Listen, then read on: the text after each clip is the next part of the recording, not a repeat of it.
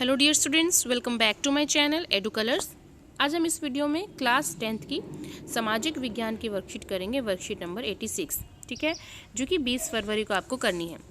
तो चलिए बच्चों, अब हम देखते हैं इस वर्कशीट में हमें कौन सा चैप्टर करना है। हमारा चैप्टर है राष्ट्रीय अर्थव्यवस्था की जीवन रेखाएँ, जिसके में हमें जो उसके शॉर्ट आंसर टाइप के क्वेश्चन हैं वो देखने हैं और कुछ क्वेश्चन हमें 3 से 5 अंकों वाले भी देखने हैं। तो चलिए वर्कशीट शुरू करते हैं। उससे पहले मेरे चैनल एडू कलर्स को बच्चे आप सब ज़रूर सब्सक्राइब करें, मेरे वीडियो को अपने फ्रेंड्स में शेयर करें।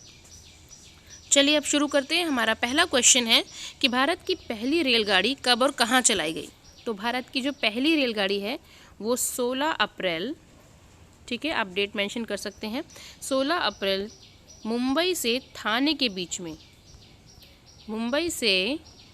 के बीच में चलाई गई 34 किलोमीटर, ठीक है। तो ये हमारे फर्स्ट क्वेश्चन का आंसर है।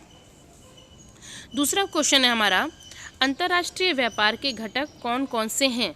तो अंतर्राष्ट्रीय व्यापार के घटक होते हैं आयात एवं निर्यात, ठीक है, आयात एवं निर्यात। आयात मतलब होता है अपने देश में कोई कमी हो गई किसी चीज़ की तो उन्हें बाहर के देशों से मंगवाना, और निर्यात होता है अपने देश से चीज़ें बाहर भेजना, ठीक है, जिससे हमें विदेशी मुद्रा फिर प्राप्त होती है। थर्ड क्वेश्चन है हमारा, कौन सा समुद्री पतन लौह अयस्क के निर्यात में संदर्भ में प्रमुख पतन है। यानी कि उस जो पोर्ट है उस पोर्ट से लौह अयस्क की चीज़ें दूसरे देशों में भेजी जाती हैं।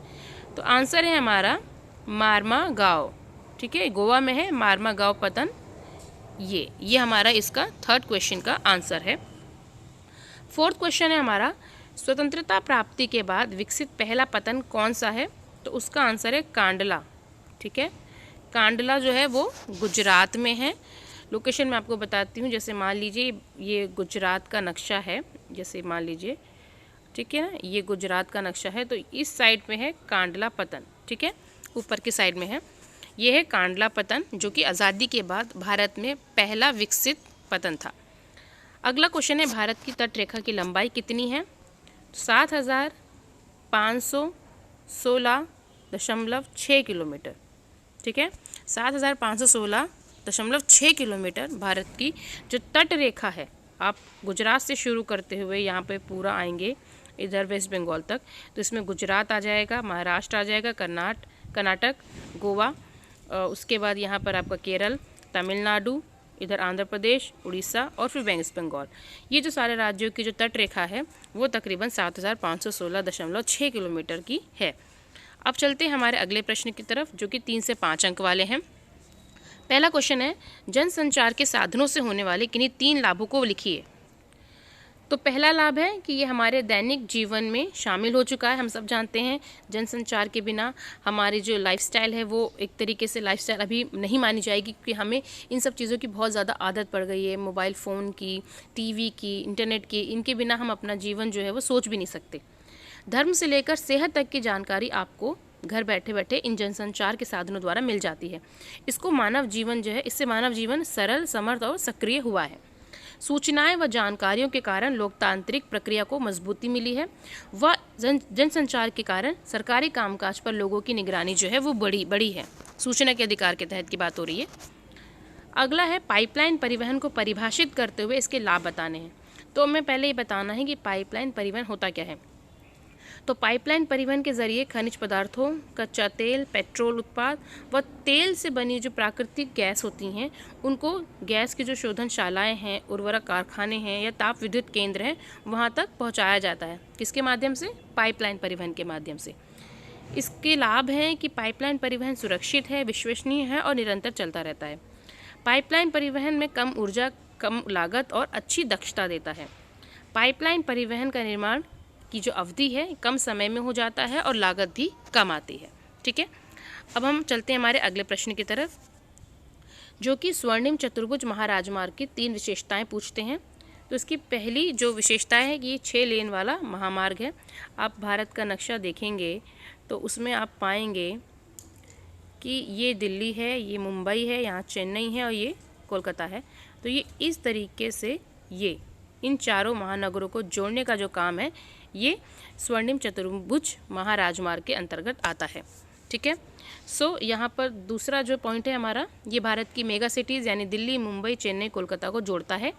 ये मेगा सिटीज़ शहरों के बीच की दूरी को कम करता है। ये राष्ट्रीय राजमार्ग प्राधिकरण यानी NHAI के अधिकार क्षेत्र में आता है।